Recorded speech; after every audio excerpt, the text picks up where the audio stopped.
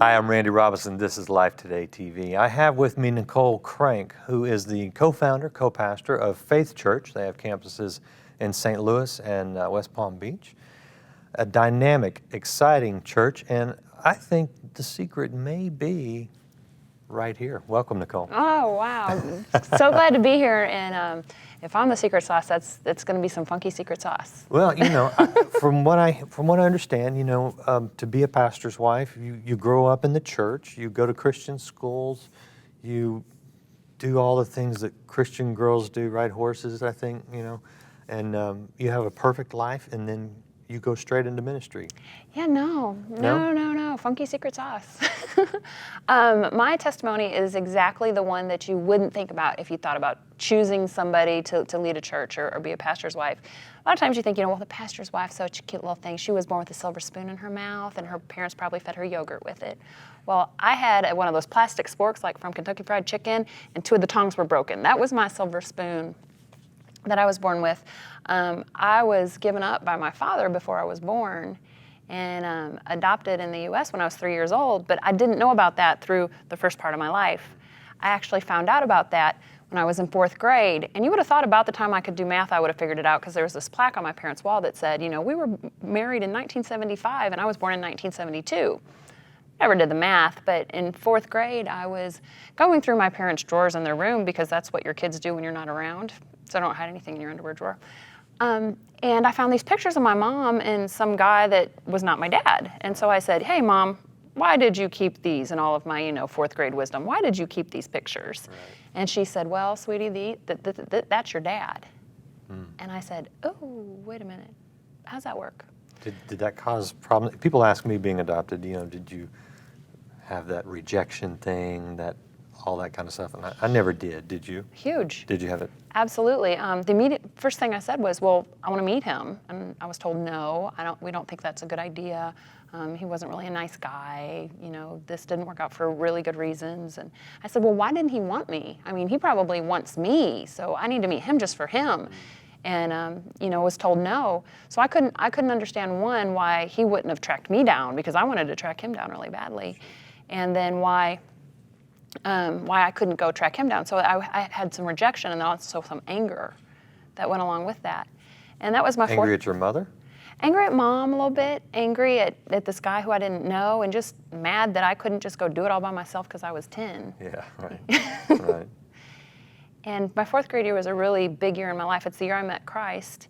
And my mom said, well, I always knew you were charismatic or something, because, she read that little book that had no words. And, the streets are paved with gold, and the blood of Jesus is red, and he makes you white as snow. The other kids in my family are sitting on the floor nodding their head yes with big eyes. And I'm going, I need Jesus, laying on the floor, just, I can't believe he did this for me. And got saved with my mom sitting in a rocking chair, sitting on the floor. And I remember that moment, which is great, because also that same year was the year that I got molested by someone in my neighborhood. So that's a year of my life I'll never forget. And I think Christ knew when he needed to come into my life, so that I had that fresh, just really monumental experience, memorable experience in my life, close to when all this happened. Didn't you ever say, God, did you come to know Christ before that happened? I did. Because I would think the question would be, God, I trusted you, and now this happened. Where are you? I guess I was so young, I didn't ever really think, hey, you're supposed to protect me from these things. Yeah. I just thought things happen. Yeah. And I knew that happened to me. And as a little kid, I didn't know who to tell. I didn't know who not to tell. It took me a while to process. And for about a year, I didn't say anything. And then I got into 5th grade, and I finally decided I need to share this with somebody. So I shared it with my best friend. Oh. In my 5th grade wisdom, I did not think, what does a little 5th grade girl do when you tell her a secret? Yeah. She tells her friends. Right. So I was, a normal 5th grade girl with friends, and I liked school, and we had a lot of fun. Within a few days, I went to school, and nobody wanted to hang out with me, and nobody wanted to invite me to their birthday party, and nobody wanted to play with me at recess. And it made an impact in 5th grade, but as we graduated to junior high the next year is when I really understood what it meant. Because in 5th grade, you went to lunch with your whole classroom and you sat at the table together. In 6th grade, you walk through a lunch line, you get your food, and then you're turned loose on this jungle of tables. Right. And you have to find somewhere to sit. And I would walk up to the lunch table and, want to sit somewhere, and they'd move their trapper keeper, because that's what they had back then, move their trapper keeper on the seat. And I couldn't sit, oh, this seat is taken, you can't sit here. And I would just go sit by myself at lunch. And perpetuating the rejection. Nobody wanted to be with me. Yeah. And how long did that cycle carry on? Through all of junior high. Mom and Dad planned a couple birthday parties. They weren't well attended. They didn't really understand. And I had learned my lesson about sharing with people, so I wasn't telling them why. Nicknames, people call the house, say stuff. My mom and Dad would scratch their heads. I wouldn't say a word. And when I was 13 in my 8th grade year, there was a juvenile. I guess he got in trouble in the high school, and so they put him to do community service in the junior high, and I got raped when I was 13 years old. And one of the things he said to me was, hey, all the things they said about you, I can tell not all that stuff is true. And I said, I don't even know everything they say about me. And he said, well, I'm going to tell them it's not true. I'm like, please don't say anything. Right. I don't want anybody knowing anything more. And thank God, later that year, my parents decided to move. And we moved to a new high school with new kids. Nobody knew my past. Nobody knew where I was from. And I got interjected into this place where I found out people are nice. I just really had no clue that people were generally nice.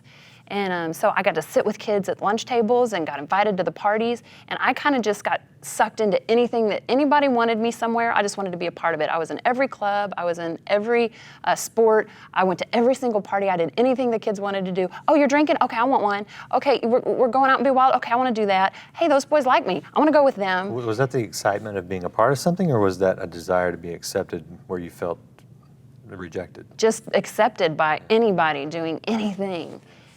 And so high school was a place where I started to thrive, and I made the cheerleading squad, and I got on the student council, and I was part of Fellowship Christian Athletes, and I was a part of everything. And my senior year, I got pregnant. And, but I was accepted by that boy, and I wanted to make sure I got to stay with him. And I had won the lead in the school play. And the play we were doing that year, ironically enough, was Bye Bye Birdie, where this single woman is wanting to be married to this man, and she's saying, why won't you marry me? And so the drama teacher finds out that I'm pregnant, and he comes up to me and he said, you can't be in this play. Do you understand this role and who you are and what's going on in your life? You can't be this person. And so I got pulled out of the play. Cheerleading coach finds out I'm pregnant and says, you can't be on the cheerleading squad. Right. The choir says, hey, we found out you're pregnant. You can't be a part of the choir. Oh, yeah.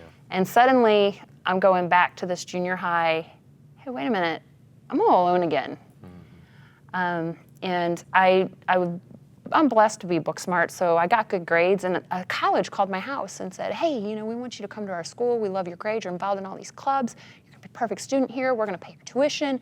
So we start talking on the phone. I get my mom on the other line. We've got this is when you have phones with cords, right? And you could pick up another phone with a cord in the house. And as we're talking about it, near the end of the conversation, we've been talking like 30 minutes. I said, I just have one more question. What kind of childcare do you have on campus? And they said, excuse me? I said, well, by the time I come to college, I'm going to have a baby. What kind of childcare do you have on campus? And they didn't say, oh, we didn't know, or they didn't say, oh, that took us by surprise. After that, I just heard dial tone. They literally hung up on you. Literally just hung up the phone.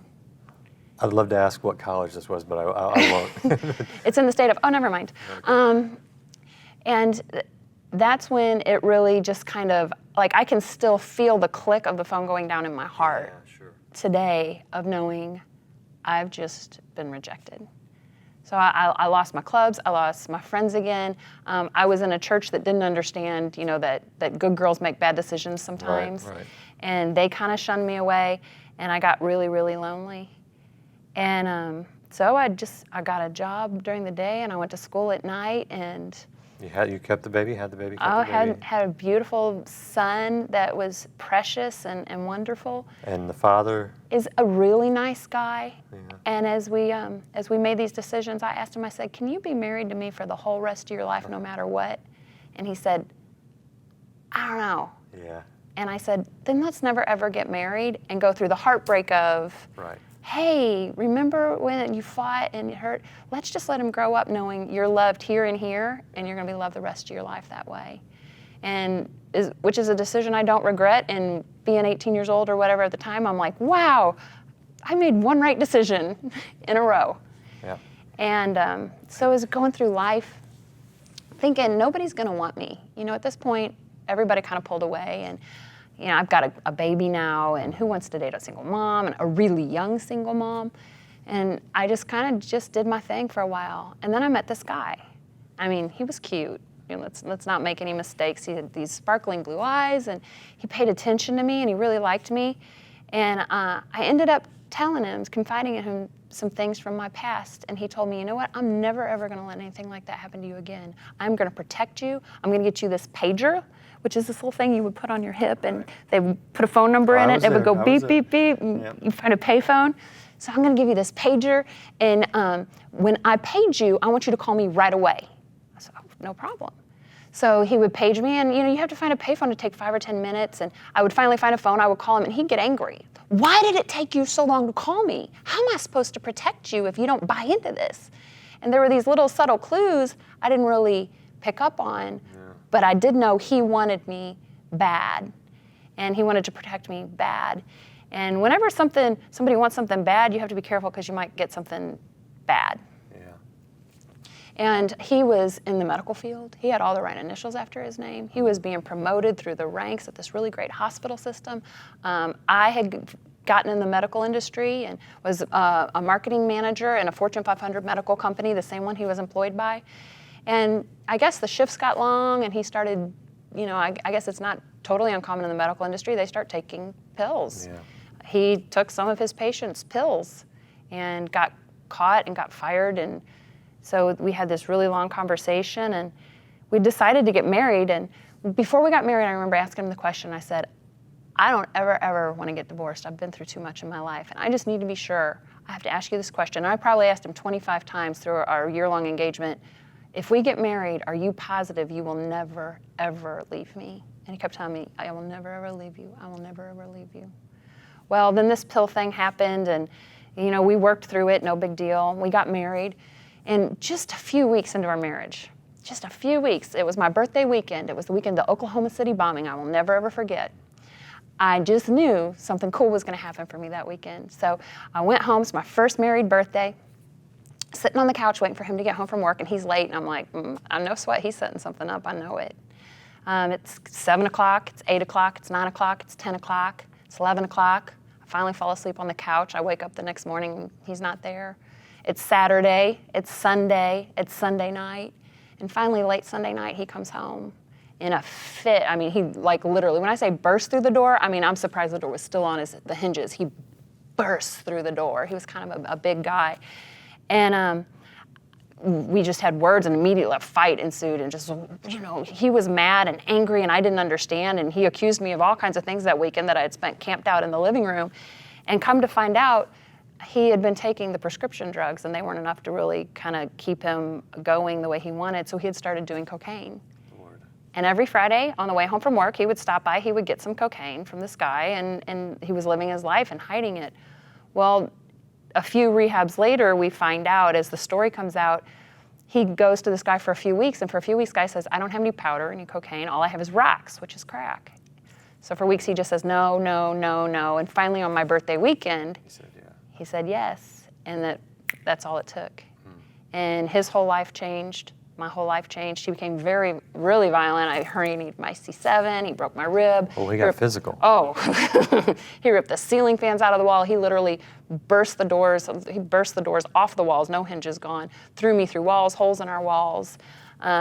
Get restraining orders. They don't do anything. Restraining order is actually really cool. It's a piece of paper that does not stop somebody from coming at you. Right. So you call the police. It takes them 20 minutes to get there. I could change a lock set in 20 minutes. So if I found out he had a key to the house, he'd be like, I'm coming over. I'm like, I'll lock you out. He said, I got a key. I could change a lock set in 5 minutes flat on a deadbolt. I was quick. I knew how to get it done. That's really sad, frankly. Skill set you wish you didn't have. So you get out of this marriage, I'm guessing. Oh, as yeah. quick as possible. Actually, I would go to work, and he would steal everything out of the house and sell it. I'd leave with the dining room set. I'd come home, the dining room was empty, and so the police would say, there's nothing we can do, it's marital property. Yeah. He'd burst into the house. He wouldn't sell the house, I couldn't sell it. So I ended up leaving an empty home that I had to keep making payments on or wreck my credit. Right. We worked at the same place. He had lost his job. He would steal my car. He tried to steal my car hot wired out of the parking lot. My boss called me in the office one day and he said, your ex is trying to take your car. What do we do? And I said, call the police. I ended up having to leave my job because he knew where he was. And I ended up actually having to leave the state. Wow. I quit my job and I couldn't live at that house and he just kept finding me. So I told everybody I was moving to Mexico and I moved to Florida. Close. I tried to go almost the opposite direction. And your son's with you the whole time?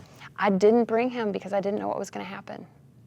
So I went to Florida and worked for cash at a little dive diner that would pay me cash because I'd used my credit cards a couple of times and that's how he found me. Yeah. He had a private investigator following me. Wow. So I worked for cash. I lived in a little hotel that you paid cash, and those are not 5-star, by the way. No. They're usually, Yeah. 1/4 star. If you have running water, Especially in it's Florida. luxury unit. Mm-hmm. And I was done. I was alone again, really. Where was your son? He was with his dad. And I was without my son, without any family, without any friends. I couldn't even buy something on a credit card. And that was that lonely, rejected Sure. thing again. And I said, God, I am so done with this. I cannot be alone. I can't do this anymore. And that's when I remember God really speaking to my heart and telling me, Nicole, you don't have to be alone. And he said, that thing that you don't want to talk about, if you will talk about that with people, if you will share those things that you've closed up inside of you with people, I can use that. He said, I don't ever want to cut you, but I do want to cut off those things close to you that I don't want you to have and that are actually going to hold you down and wait and hold you back. And I said, God, I'll do anything. And in that moment, I knew I had the strength to go home and face whatever the wrath was going to be that I had to face. Home being where? St. Louis. But with your abusive husband? No. Just back to the city. Your parents, back your to family? where my city was. And I came back and I got an apartment and I got a job. And at first I got a job for cash. I tried just the apartment and he didn't find me for a couple of months. And then I decided I'm going to go get a real job. And I got a real job and I went back in the job market and he could track me down, started using my credit card and didn't hear from him for a few months. I was able to go get the divorce and he showed up at the divorce because he never showed up for the restraining order hearings. And he walked in and he signed the papers and they said, he showed up, what do we do? I said, just give me my last name.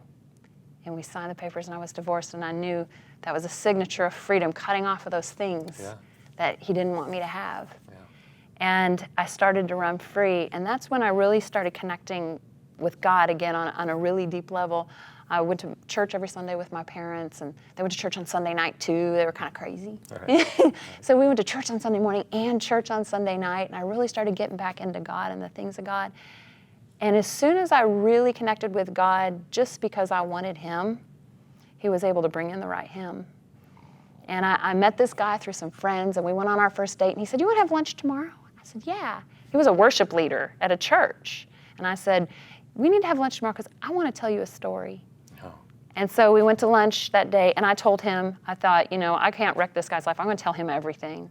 And I just laid it out on the table.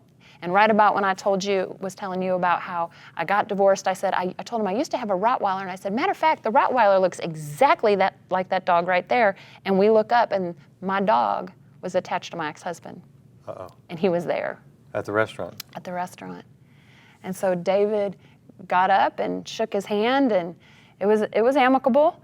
And my ex-husband stayed for 60 seconds and left, and David sat back down and he said, I've never got chills when I shook somebody's hand like I just did. He said, there's an evil presence on that man. He said, I believe everything that you just told me. Don't you ever worry about me doubting what you said. And let's go out again tomorrow. And we've been married for 18 years.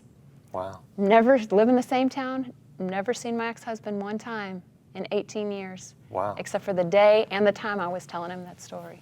When did you know that the rejection that you've grown up with, the hurt you've grown up with, all the horrible things you've gone through, that the power that they held over your life was broken? Was there a moment where you just felt it kind of fall away, or did it fall away over time?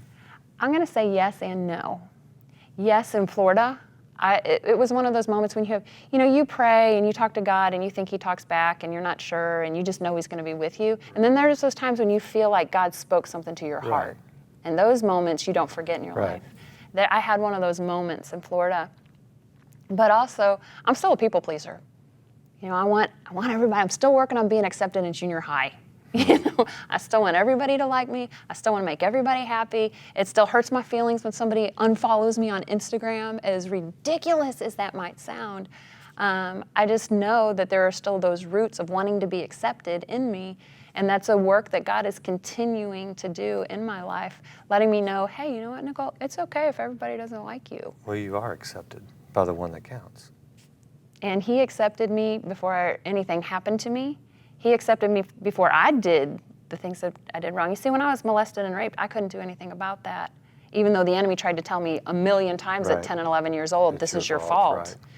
But then in high school, I could have done something about that. I should have known better. Yeah, I know, but we all do things we should have known better. But whether it was something I couldn't stop, God still loved me. Whether it was something I did, God still loved me.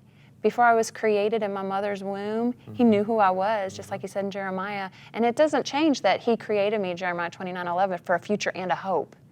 And Genesis 50:20 is one of my favorite scriptures on the entire planet. It says, you intended to harm me, but God will use it for my good and to help the saving of many people. The natural question is, Lord, why? Do you ever ask that? Yes and no, and I think I asked it more when I was in the middle of it instead of afterwards. They say hindsight's 20/20, and especially after God kind of opens your eyes a little bit and you let yourself heal and time pass, he can kind of show you things. Right. And I can really see now how, I did live through it. And it didn't, while it hurt at the time, and there's still that people-pleasing part of me, it made me stronger. And it made me strong enough to stand in a lobby of a church 7-8 times. I think we have 8 services a week over our 4 campuses, and look people in the eye, and they tell me what they're going through. And I tell them so many times, I've been through something similar, and let me tell you what, you're going to come out, and you're going to come out better. And the enemy usually attacks the shiny things, and it means he sees a shiny thing in your future. And that shiny thing is God, and it's good, and he's trying to draw you toward that, and the enemy is trying to derail you. So what this really means is there is something great in your future to go towards. Yeah, and that's the other question that they say is the better question for those that have been through a lot of abuse and hardship is not so much God, why, but God, what? What do I do with this? What now? And it sounds like you're answering that through the ministry. What is your overall, what do you think God wants for Nicole, now? Other than just let you feel accepted, but to say, because we all, you want to know, God, what do I do? I want to do something for you. And a lot of times he goes, just let me do something in you, But what do you think he has for you? Is the church the fulfillment, the ministry? Is it? That's kind of a loaded question just because God's doing a work in me right now. Okay. My current philosophy is I don't think God shows you the end from the beginning because you can't handle it. Right. And so I think he's doing a new thing in me and asking me to do something different before. I'm currently the executive pastor of our church, and I probably speak 1 to 2 times a month. Well, God's doing a different thing in me, and I'm giving away some of these administrative things that have always made me feel valued and important and, they need me. I have to give those things away that I know I'm good at, and I'm speaking 3-4 times a month at our church. And that's an area that, I don't have the personal confidence in myself necessarily that God seems to have in me because he just keeps moving me that direction. Mm-hmm. And so I think really God takes you one step at a time. And if he speaks to your heart, get out of that dangerous situation. Go ahead and move away from those familiar people. Hey, you're living a life trying to be accepted through drugs or through alcohol or through wrong relationships. Or through the church. Or through the church, or just pleasing people. And if you'll take those steps in that direction, then he'll open that next door. And as you walk through it, you think, I've arrived. And God's like, close. No, you're on the way still. There's this next door. Right. And so I think he's opening another door for me. And I used to think, I'm happy, I'm settled, I'm content where I am. And I've learned that that's a trap too. don't get settled and content, because then you limit what God wants to do with you. And really, he says he wants to take us from faith to faith, from victory to victory. And if we're like, okay, well, no, this is good. I'm happy, God. I'm content. He wants us to be content, but never satisfied. Content in Him, yeah, Yes. but not, you don't want to get Complacent. stuck, right? He Stuck in wants the us same to stay place. hungry Sure. and ready to do anything Right. that He calls us to do. Right. One last question. I know if you're speaking, especially if you're speaking from the raw experience of your past and from your heart and from a life that's been pretty radically changed. What kind of feedback are you getting? What kind of response are you seeing? Well, the crazy thing is, you would think, hey, Nicole, you're going to relate really well to women. And that's what I would think. What's funny is not funny, haha, but just so strange, is that I'll go into the lobby after I speak, and it'll be these big guys, a lot of times biker guys. The tougher they look, the harder they cry in the lobby about things that happened to them in their childhood that they've never told anybody. Wow. And they don't know what to do with. Wow. And they know God wants them to get rid of that right now. And I can just see in them, their being accepted was, bodybuilding or being tough or being a biker or being strong enough to take it in the flesh. Right. And now they've realized it's a spiritual thing, and God can fix that. Huh. Wow, there's a whole storyline there we could go down. Reality show, Nicole and the Bikers or something, I don't know. But that's not what you're doing. If people want to see what you are doing, you've got a lot of messages online. I've seen some of them, so I know you're doing that. And you've got sermons, regular weekend services online as well? We do. We've got 4 campuses. We've got one in West Palm Beach, 3 in St. Louis, faithchurch.com, and we keep a lot of podcasts and online. And, it's really our heart is to just help people.